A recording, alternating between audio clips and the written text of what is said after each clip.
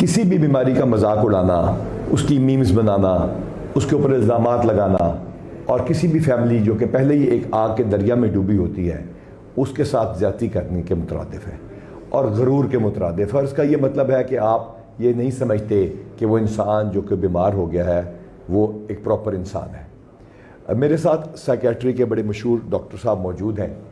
By polar dish order کی بیماری انسان کو مینیا کی طرف، یعنی اس کے لیول کو دماغ کو اوپر لے جاتی ہے، انرجی زیادہ ہوتی ہے، نیند کم ہوتی ہے، دل کرتا ہے اگریشن کریں، ہر چیز بری لگنا شروع ہوتی ہے، چڑچڑا پن ہوتا ہے، چیزیں سننے بھی کو لگتی ہیں اور ڈیلوژنل ہو جاتا ہے بندہ، ہیلوسینیشنز ہوتی ہیں۔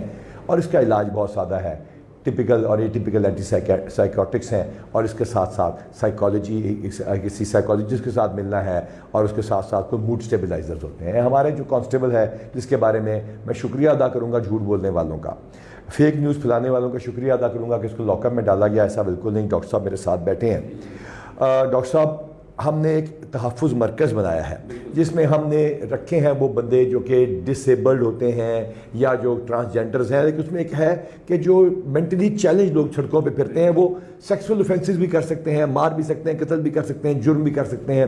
تو ڈاکٹر صاحب یہ بائی پولر ڈس آرڈر کے بعد دوائی لے کے بندہ ٹھیک ہو جاتا ہے؟ جی بالکل، ہم نے ان کو بھی میڈیسن سٹارٹ کروائی ہے، تو ابھی ہمیں امید ہے کہ یہ پہلے 3 دن سے کافی زیادہ سٹیبل ہیں۔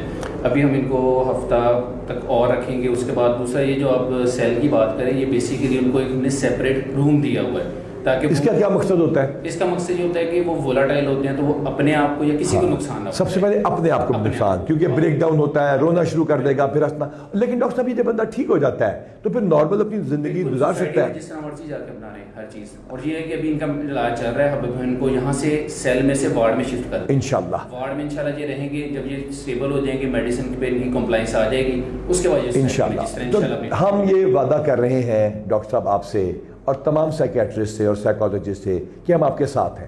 آپ بہت نیکی کا کام کر رہے ہیں۔ ان کو کوئی لفظ، کسی ایسے لفظ سے پکار دینا بہت فیملیز کو اور شخص کو بھی خراب کرنے کے مترادف ہے۔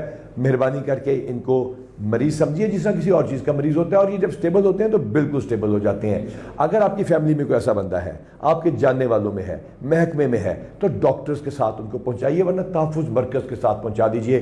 تحفظ مرکز میں پولیس ان کو متعلقہ ڈاکٹر صاحبان کے پاس پہنچا دے گی، اور یہ مسیحا جو یہاں بیٹھے ہیں انشاءاللہ ان کو معاشرے کا واپسی یوزفل سٹیزن آف سوسائٹی قرار دے دیں گے۔